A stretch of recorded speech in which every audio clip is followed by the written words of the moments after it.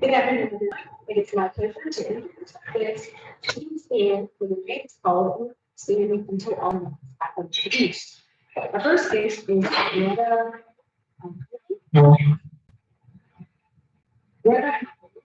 the Greenwich College, guest Susan Baxter. Next we have Chef Tom, Susan Ferguson, then Art Christian from the Rotary Club of Oro Valley, Arizona. Next we have Tabitha Lawrence, the Chief County Schools, guest Chip Penny, Krista Perry from the Chief County Schools, guest Chip Penny. Then we have Rob Woody, guest Chip Gordon, Tashana Holloway, guest Chip Penny. Next we have Nate Crawford, guest here. Bill Gordon with Success 5-6 in Library.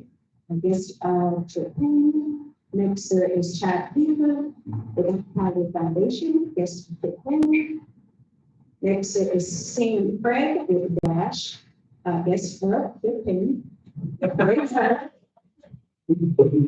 Next. Ross.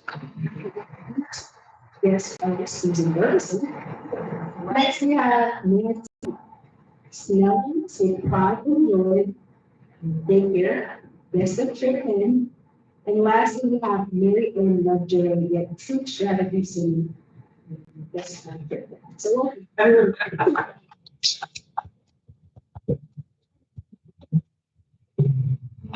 It's so much easier than having a dinner party, just to fight and by your right. It's good. I appreciate all of that. This is really relevant to the work we do, and we're so glad to have you. And invite you back. Love to have you come back to me. We're always looking for new members to be here. So we do have some birthdays and anniversaries to recognize. So all those out quickly.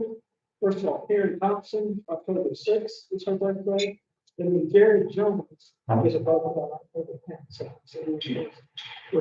birthday. We also have some birthdays. So Dean Linden has been in the club for 11 years.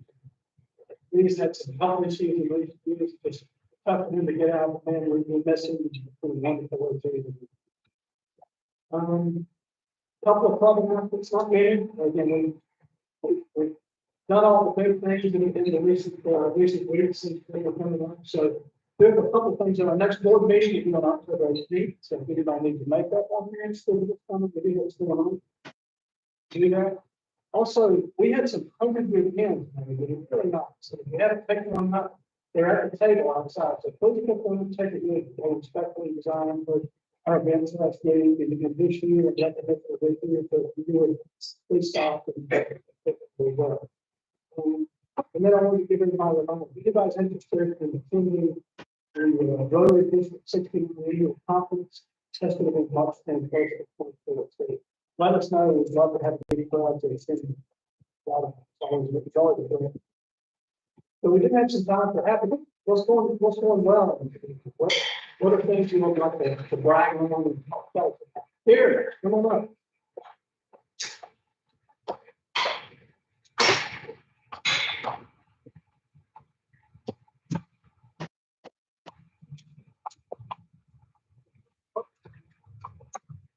I have $200. LSBA has a couple of events coming up. We have on the 15th, along with the New State, we have Stories in the Garden. It's a free event every year. Florida to allow it to be storyteller. It's in the spring to the public. It's a lovely event. It's lovely weather, so we're going to have it there. And the spring is one day of the year where we like the following weekend, 19th to the 22nd, we have one black and black box theater on Wilkie. We'd love to see you there. It's a spooky show. So come and meet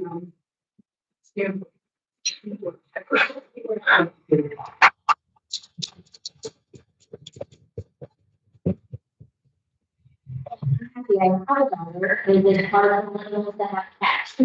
Celebrating that. I put the fire on the table for legend and with spirit of continuing to celebrate our 100 years of Rotary, we are trying to collect 100 units of blood this year. So we're gonna have 4 blood drives throughout the fiscal year. Our first one is November 3rd. We're so thankful to Twin Cedars for partnering with us so we can use their board room for our date. So it's November 3rd. There are instructions on the flyer on how to sign up. And they might have to stay so our goal is 25 units, 100 units for the year, but 25 units on November 3rd. So really, we can join if we park 100 units throughout the year, that could impact up to 300 lives. So we can make a difference.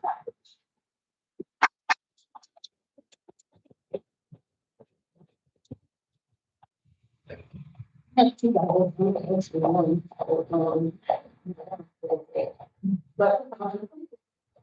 the first is this year, we can get the boarding school next day, so everybody, this year, we're trying to get it about one. It's probably over, most of the 6 hours. You take it for it's not a good. Tomorrow, at Florida, we have our leadership on the law, the community, but if the very chair of the jungle bus, or the food truck, we come out for the day, then we interact with the kids, interact with the staff, and get outside, they can follow. Then we have to have a vote, like I said, here. So really, it's our first time doing it. Normally we focus on middle and high school, so we should, and 5 school, so we probably should have focus a lot to live into. So this will be our first this year.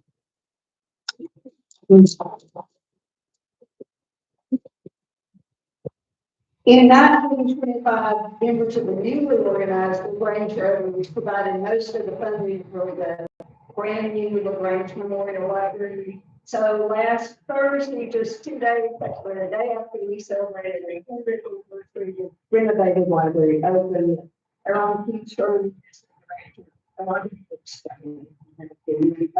It's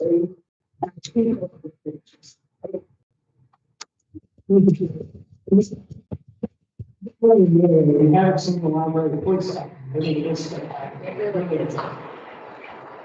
All right, here this is the first, but we're not really effective member, so, I know you're gonna have y'all announcement, and I was a little prepared today, but I realized when I got here that it was perfect one. So, last year's chairman of the Southeastern Advisory Board was George Bailey, you all know him well, and this year I take the role for us, and I wanted to let you know that we have, that our Angel Tree announcement for enrollment is open, and that's for any child in the county that is 12 and under that has economic age. We are trying to buy Christmas presents.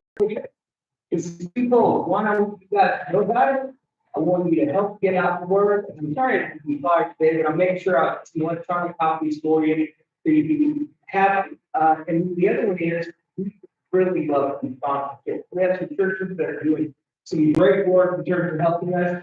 But Salvation Army is a charity-based organization. We need funding to be able to do that. We have a goal this year for 500 children to try to make a difference and impact 500 children with Christmas. And we need your help. Let's get the word out and potentially help them fund that. Thank you.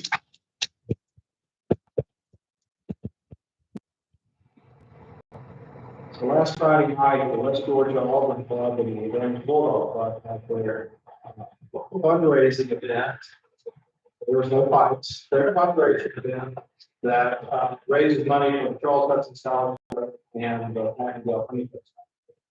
And it looks like they're going to be able to raise a net of around $40,000, $20,000 each scholarship proposal for the university. So congratulations to that committee who put that on.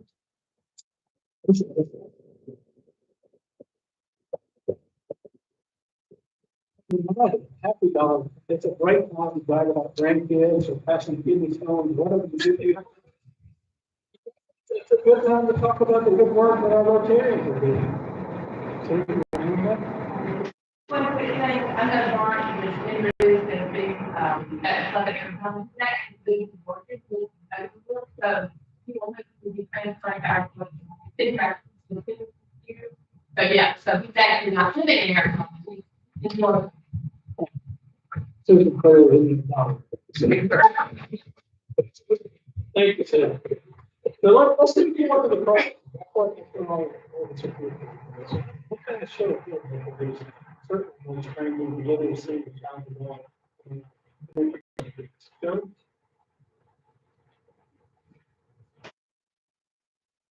It is with great honor. So excited that have quite a story history. Beginning in the relative. Back in not too far distant, 1978, when I started teaching. With that,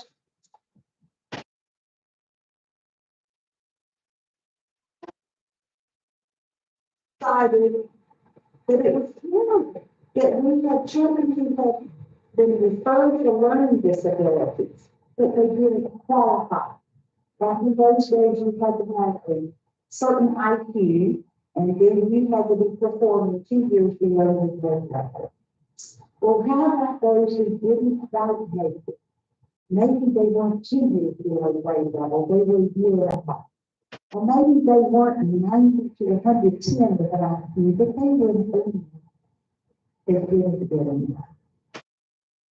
So what she did is she went to the Atlanta Speech School to come up with a solution. What a great solution.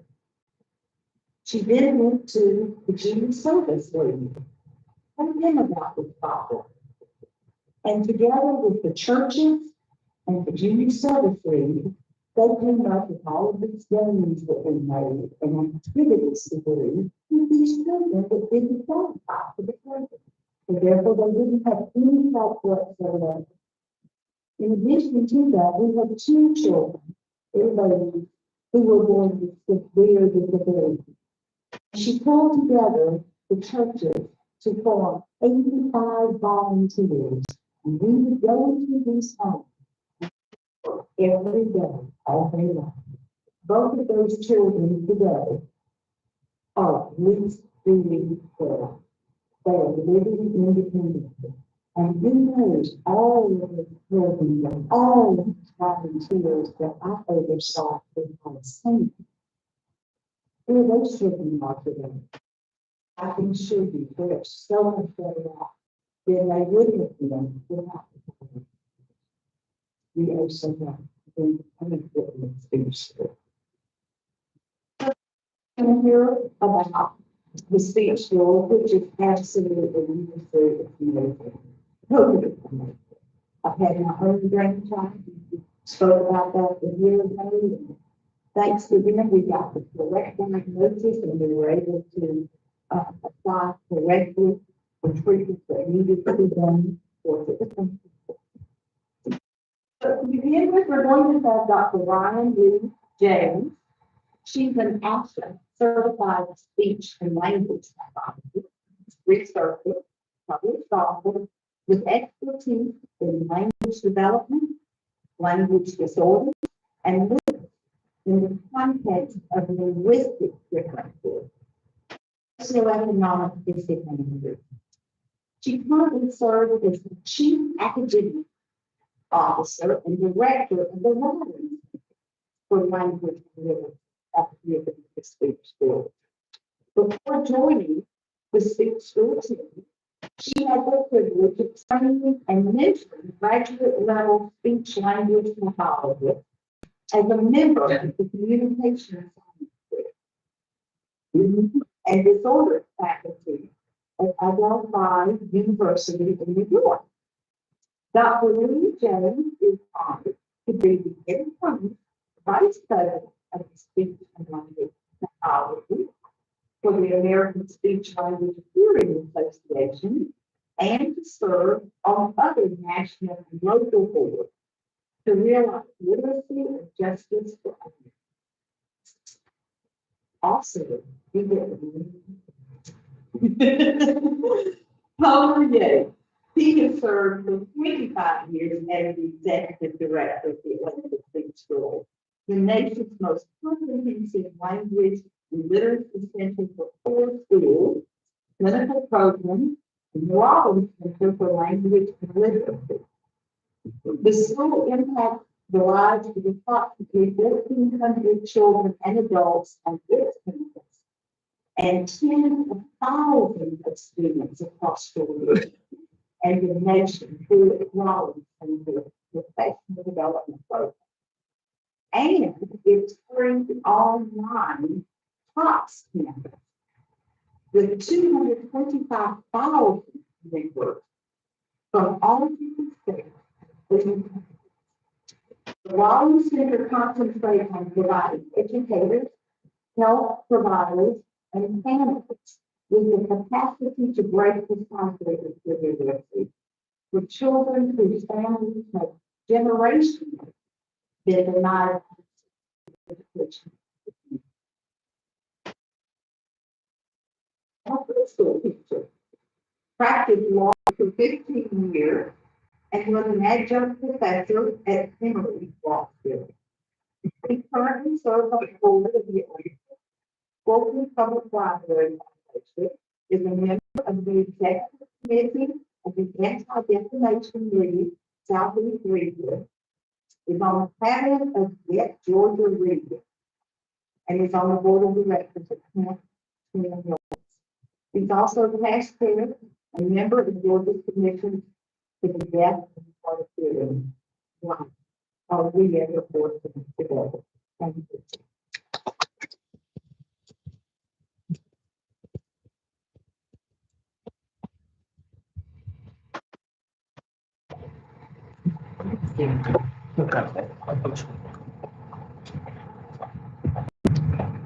Good afternoon, y'all. I am so struck by the name of the Early Childhood Center here. It's all I've been thinking about this. Honestly, pride and joy. So who's the director of Pride and Joy? If you just stop for a minute around why we're all here, the name of your center to me immediately calls to mind the most important possibly consider, which is that every parent wants their child, their greatest aspirations for their child to have a better life than they have, to be a better person.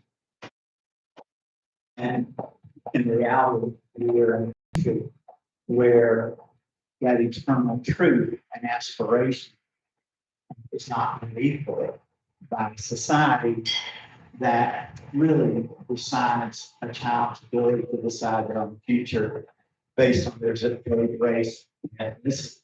The data speaks with unconditioned. And so our work at Atlanta Speech School for 85 years is around the child is entrusted to our school. The eternal truth, we have covenant with that child. The children who come to us have neurobiological challenges, being deaf or having a speech delay or being dyslexic, that potentially might inhibit them from living their best lives. And we know the science of the speech school around what has to happen in the first years of life to beat the odds with that child. The child that you does as a first grader whose parents were told that become a speech school that you learn trade and every other college, and that was a neurosurgeon who saved the life of one of our members. But when we see every day how we can beat the odds of each time, we're in the business of seeking with everybody else, changing the odds for all children. The governor said this 4 years ago, no Georgians potential to be decided now. Again, that's what's happening in our state. And we know exactly what we stop. At the speech school, our belief is, our commitment is, the speech school is going to be the place where every child finds their voice, the ability to decide their own future and make the greatest difference possible in the lives of others. And by any measure, we know that ability to have a voice is going to be determined by whether they can read the fish value that they're bred or the young. It is the passport of whether a child is going to be able to tell their own story or they're going to have their story told by somebody else. So that's work for each of us. And our commitment is because we know this is exactly what we do, to have that journey for everything. So we function as the education of a teaching hospital. And we're here today to ask for your help. Children's Pride, our relationship as an institution with the range.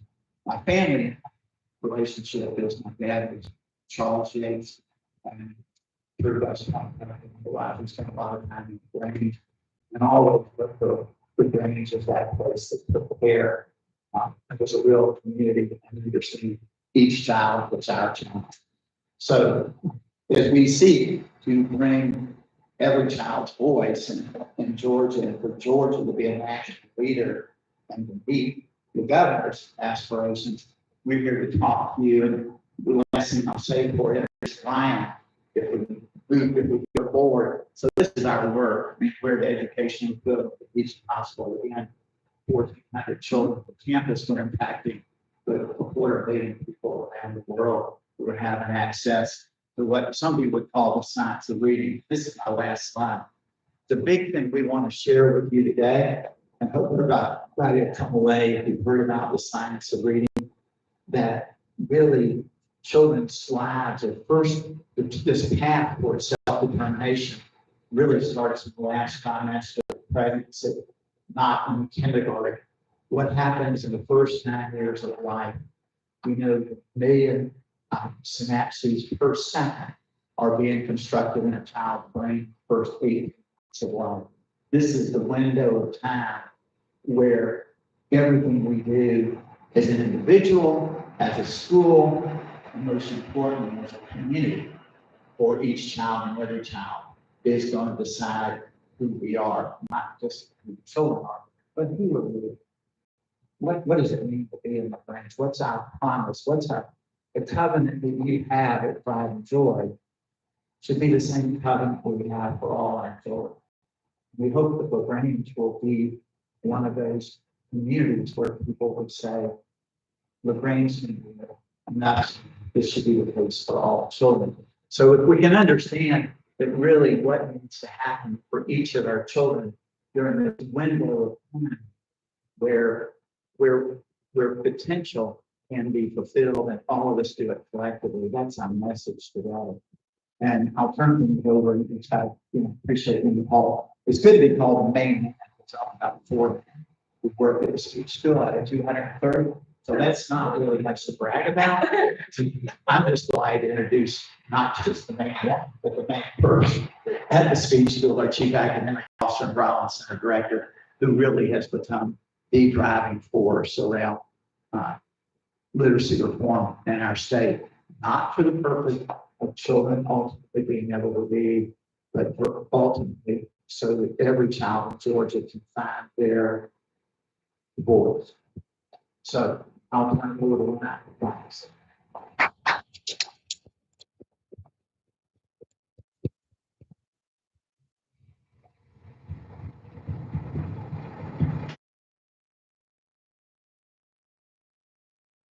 Good afternoon.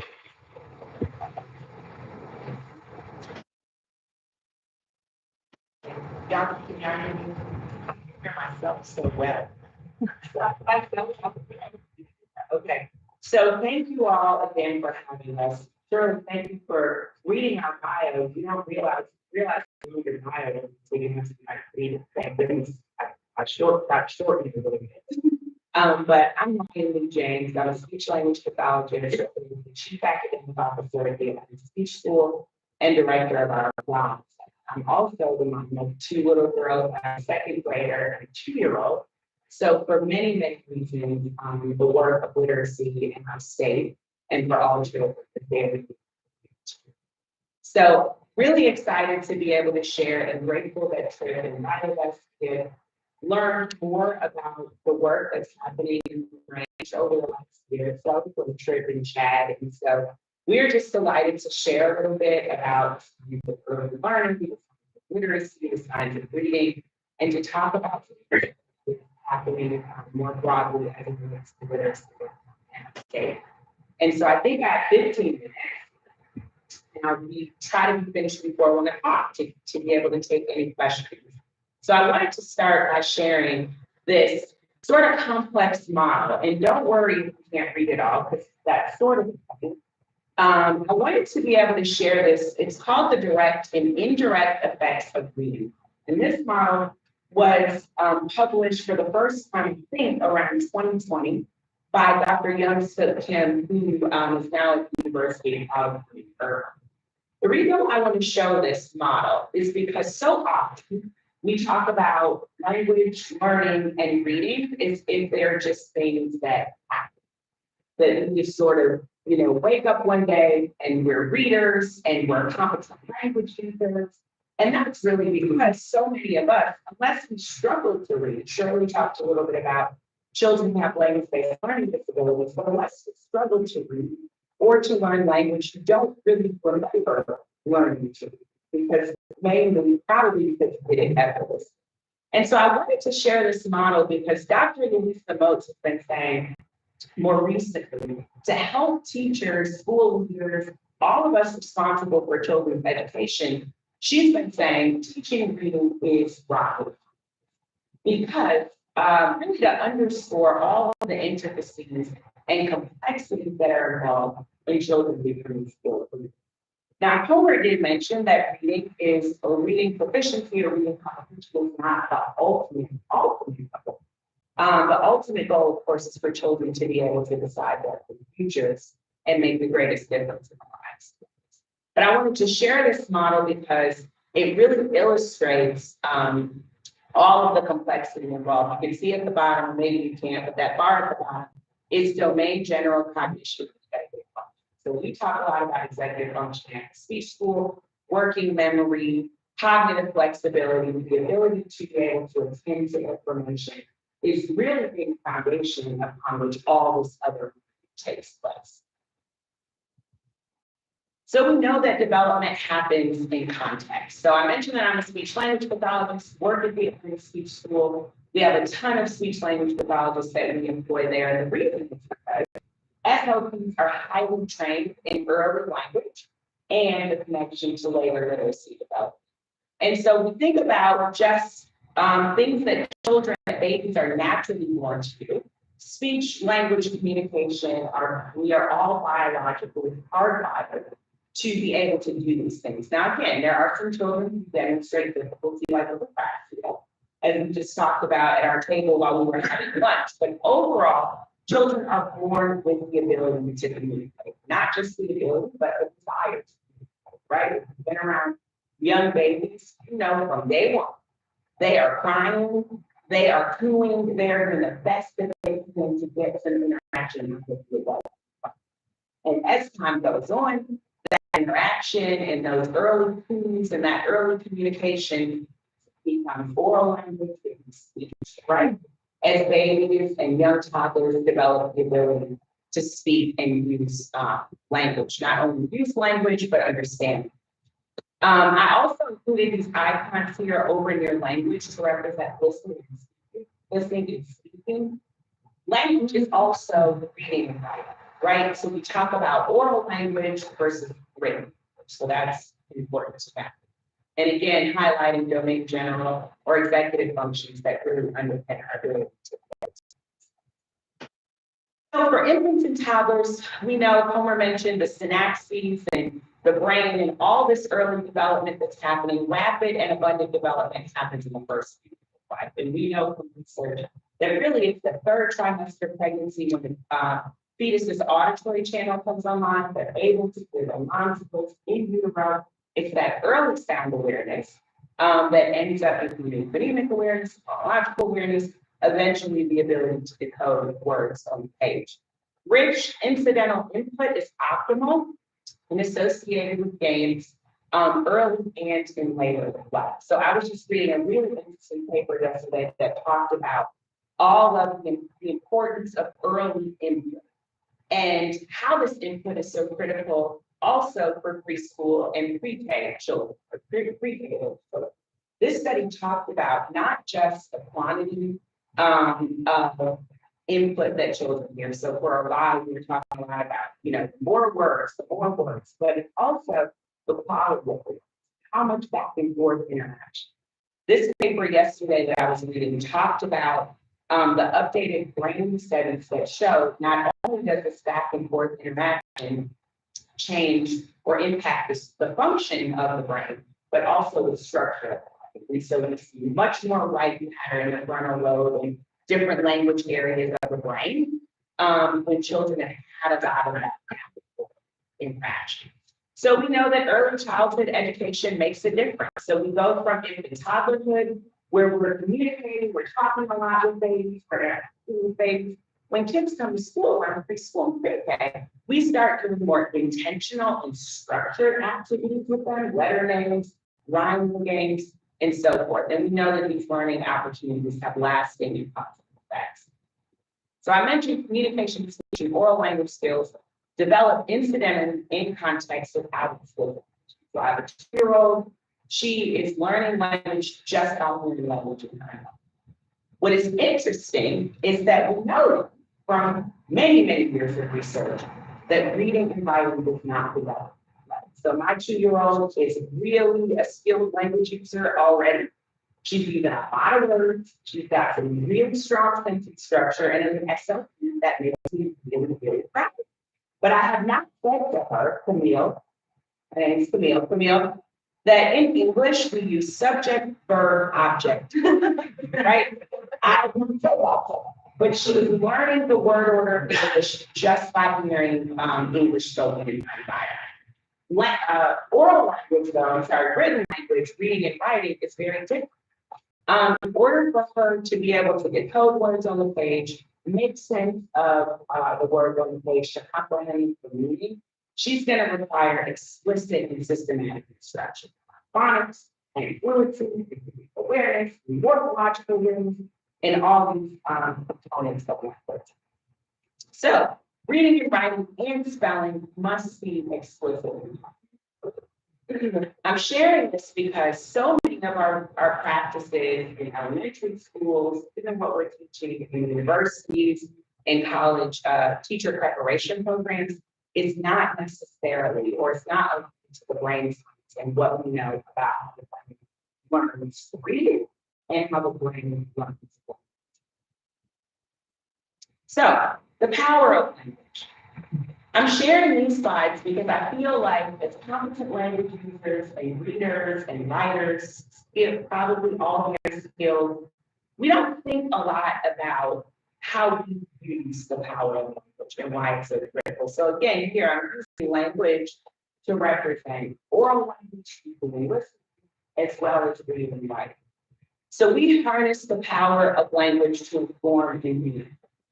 So we are all in this room today, listening, engaging, having back and forth discussion and conversations.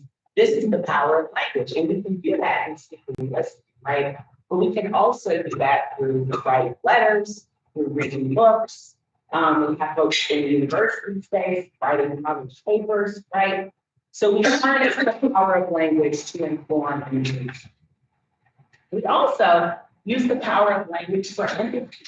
In order to take the perspectives of others, understand how someone is feeling, even to feel empathy for characters that we read in the book, we really do draw on our language process, our thoughts, to be able to make sense of someone else's emotions and thoughts. We also, most importantly for me, harness the power of language to communicate. And so just, again, us sitting in this room, you might leave here, be thinking, on your ride home or to your destination, maybe you're about your grocery list or what you're going to have for the, but even to do those things, right, it requires language to be able to form comprehensive, cohesive thoughts. But if you think about the power of reading, the power of imagining, we also harness our oral language skills to be able to do. Unfortunately, though, so many children are locked out of academics. this model. Most recent data from Georgia shows that 43% of white children are proficient readers by fourth grade, that 21% of children who receive free and reduced price lunch are proficient. The number for Hispanic children is 23%, and for Black children, 20%. So this is statewide literacy rate. We include this graph or this map of Georgia in many of our presentations because you can look at, can't see it as well in here, but if you look down here at this key, where there's green, yellow, red, in the green, we're looking at areas around the state that have 40% proficient or above, which is even still quite a low bar. When you think about 40% of children, that's about 4 out of 10 children.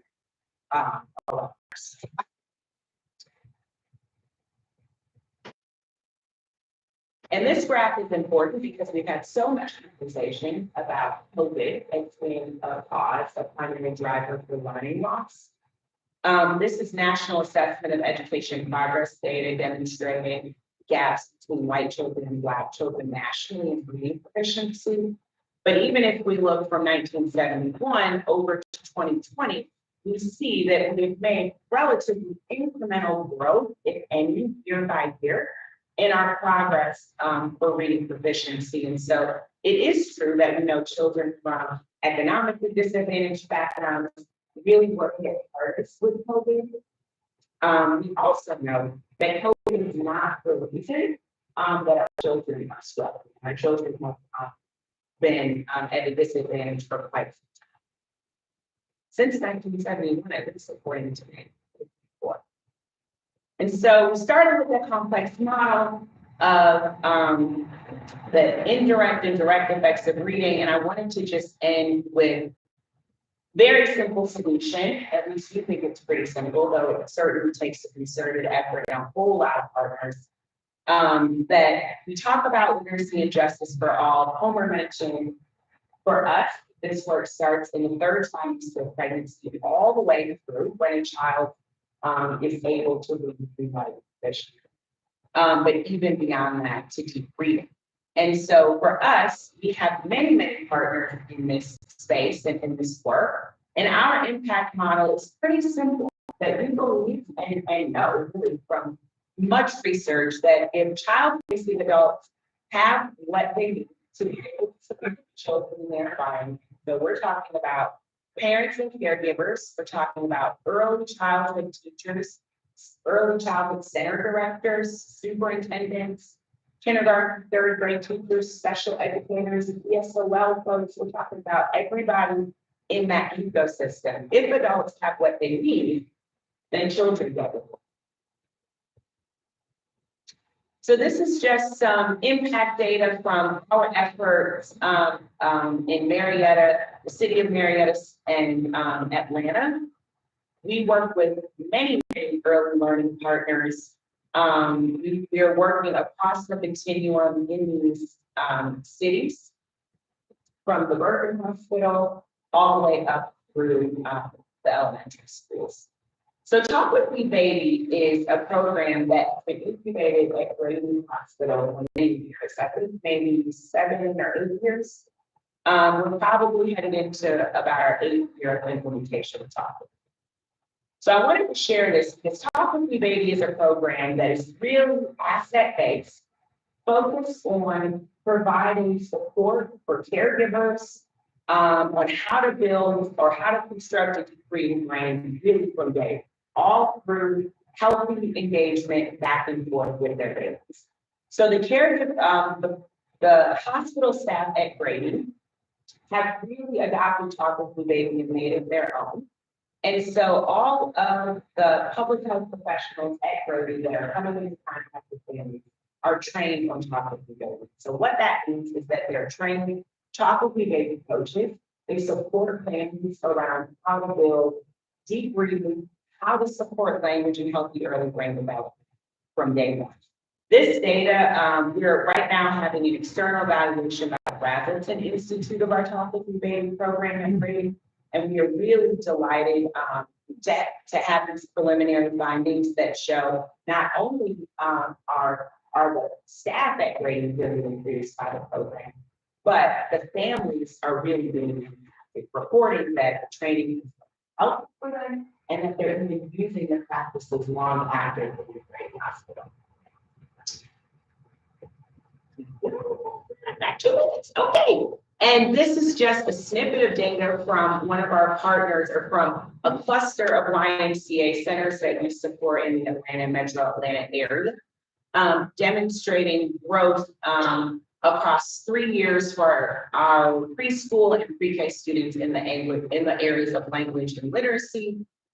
And then finally, data that we are really, really impressed by and proud to have supported our colleagues in the city of Marietta schools and their superintendent, Dr. Grant Rivera. About 2 years ago, Grant decided that he was going to get all of his teachers trained in the science of reading so that every single child would be supported in ways in the classroom that was backed by the scientific. And what we saw in Marietta milestone scores, though this is MAP data, is that they experienced 5 times the average state growth in their milestone scores, which again, we're very excited by. This data is from MAP data because it's nationally normed, unlike milestones that is particular to our state. But the growth that they saw across subgroups that have historically not performed well has just been outstanding and certainly evidence that the science of reading really is working for the students in Marietta, which again is not surprising because research tells us that that is the case when we follow science. So just final exciting speeches about our work, the work that we are engaged in. The Ohio Department of Education has created an early learning credential around the Cox campus, which is our online professional learning community. In Atlanta, Mayor Andre Dickens has instituted an early language and literacy award for teachers, which we have talked to and chat quite a bit about. National Workforce Registry approval for our content. And so folks are taking the Cox campus content all around the country and able to get credit for it. And finally, International Dyslexia Association accreditation, which is pending for us. We're very excited about in our partnership with the Georgia Department of Education. And this is just a screenshot of the Cox campus. Important to note that the Cox campus is funded by the Cox Foundation, along with many other partners. So, thank you. 101. So,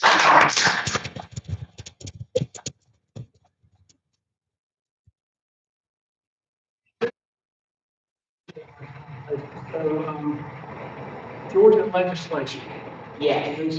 Give us a brief synopsis of what that is, impacting public schools. Sure. So House Bill 538 is also known as the Georgia Early Literacy Act. Was signed, I think, earlier this spring by the governor, and it's essentially bipartisan and bipartisan support. I've been going one vote, which I mean, but overall, the legislation really should support implementation of best practices from 0 to 8. And so along with the legislation comes quite a few requirements for school districts, getting teachers trained on the science of reading, implementing evidence-based assessments and high quality instructional materials. There's quite a few requirements that need to be in place in 2025. Importantly, Senate Bill 48 that is focused on early identification and screening of dyslexia is also a really important piece of legislation because by 2024, school districts will be required to screen all incoming kindergartners for dyslexia. Yeah,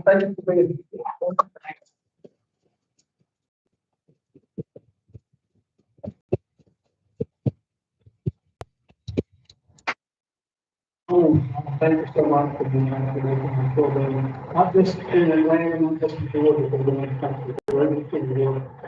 Honor both the speaker today and the donation, the color of the plastic as well as, the eradicate color. So we didn't know if you have to do that. We'll give you all a heads up, and we have some great programs ahead, so Bill Reeves, and then just have a film back there over this next week. Benji Betterman, which I'm sure you guys may know over the years, leading medical for early child education, will be here in October 18th. We'll have a program on the GSPRSP student, October 25th, and then November 1st, Professor Jerry Moorhead. Thank you all for your time and being here.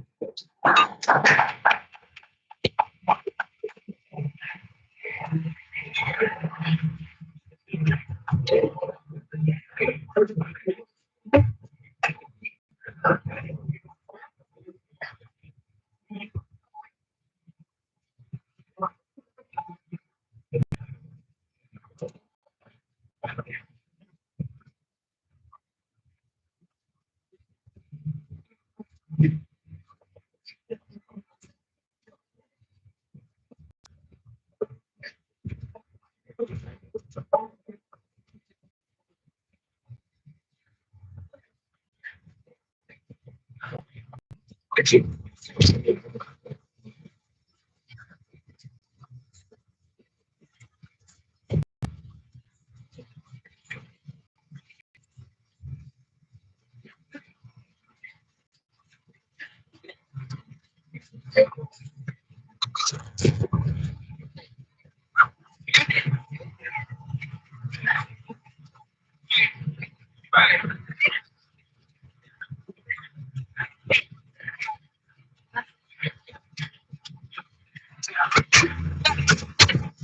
you.